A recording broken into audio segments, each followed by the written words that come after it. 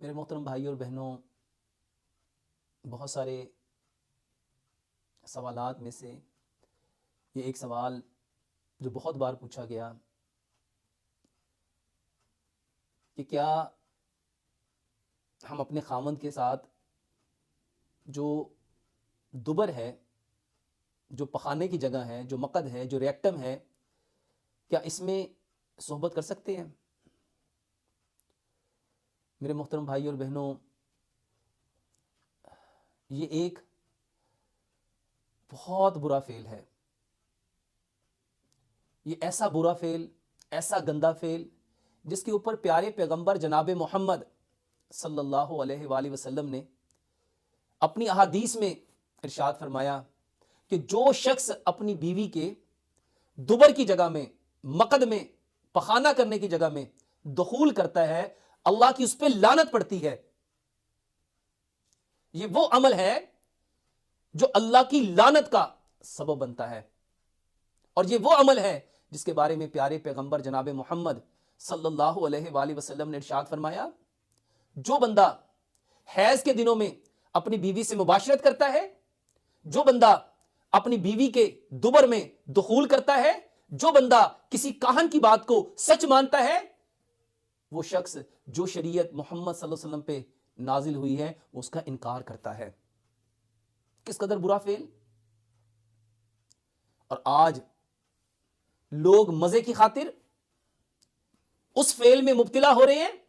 جو اللہ سبحانہ و تعالیٰ کی لعنت کا سبب ہے، جس کی وجہ سے اللہ کی لعنت پڑتی ہے، اللہ کی لعنت اترتی ہے۔ اپنی بیویوں کے ساتھ پخانہ والی جگہ پہ، دبر والی جگہ پہ، مقد والی جگہ پہ دخول کرنا، صحبت کرنا، مباشرت کرنا، میرے محترم بھائی اور بہنوں، اللہ سبحانہ و تعالیٰ نے پیارے پیغمبر جناب محمد صلی اللہ علیہ وآلہ وسلم کو وہ خوبصورت دین دیا ہے جس میں ایک ایک چیز کو کھول کھول کے بیان کیا ہے۔ میرے محترم بھائی اور بہنوں، یہ وہ عمل ہے جو انتہائی برا ہے اور آسمانوں سے لعنت کے اترنے کا سبب بنتا ہے۔ وہ عمل جس کی وجہ سے لعنت برستی ہے، اور آج یہ عمل لوگ فخراً بیان کرتے ہیں۔ میرے محترم بھائی اور بہنوں، اگر اس عمل کو میاں بیوی راضی ہو کے بھی کرے تو یہ حرام ہے، ناجائز ہے، اور اللہ کی لعنت کا سبب بنتا ہے۔ بہت سارے لوگ قرآن کی آیت، اس کی آڑ میں اس برے فعل کو جائز قرار دینے کی کوشش کرتے ہیں اور بتاتے ہیں اللہ سبحانہ و تعالیٰ نے قرآن میں فرمایا، تمہاری عورتیں تمہاری کھیتیاں ہیں،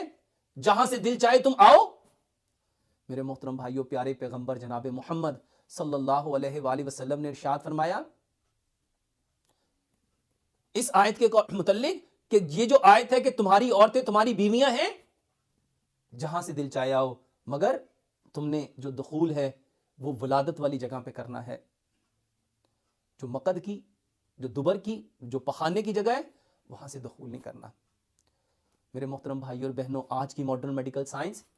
اس عمل کے بارے میں بتاتی ہے کہ یہ عمل انتہائی خبیث عمل ہے، یہ عمل انتہائی برا فعل ہے، یہ عمل انتہائی نحوست کا باعث ہے، اللہ کی لعنت کا باعث ہے۔ اس عمل سے میرے محترم بھائی اور بہنوں، جسم میں ایسی ایسی بیماریاں، ایسی ایسی تکلیفیں، وہ گندی بیماریاں انسان کو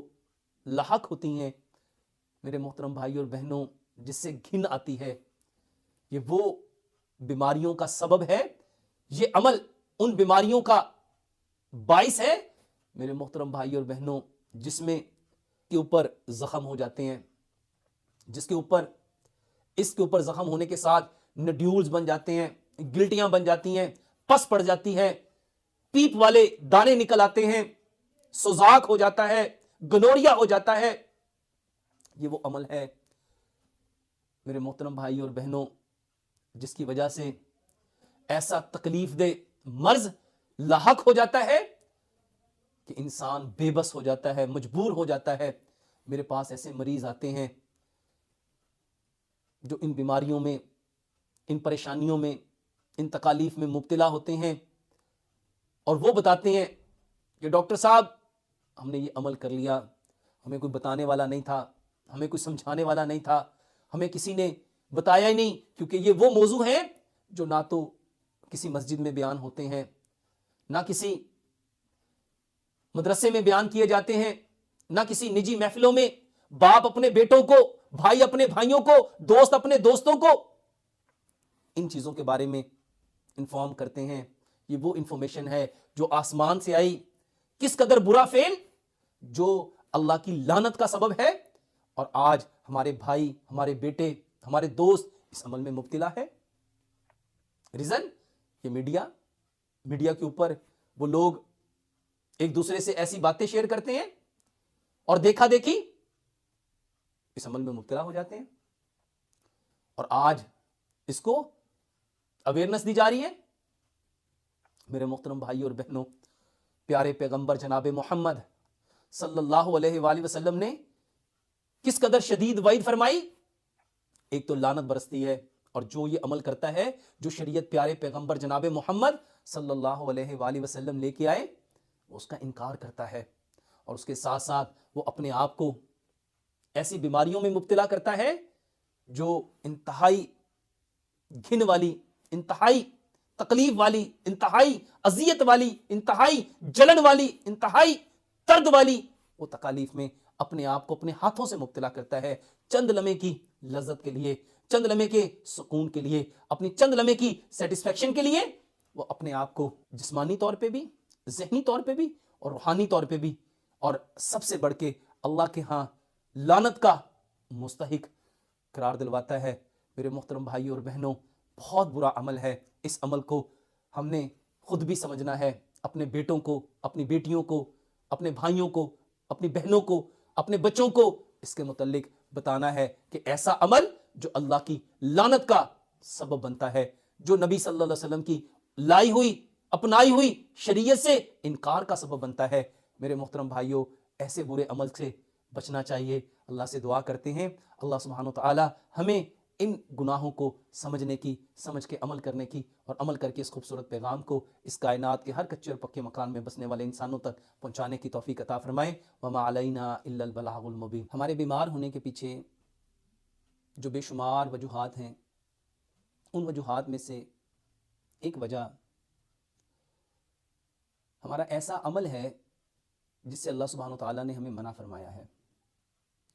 اور وہ عمل ہے حیض کے دوران اپنی بیوی سے مباشرت کرنا۔ ہمارے معاشرے میں قرآن اور حدیث کے مطابق اویئرنس نہ ہونے کی وجہ سے یہ عمل ہمارے معاشرے میں بہت سارے لوگوں میں پایا جاتا ہے۔ میرے پاس ایسے کئی بھائی آئے جنہوں نے آ کے بتایا کہ ڈاکٹر صاحب ہمیں تو کبھی کسی نے بتایا ہی نہیں،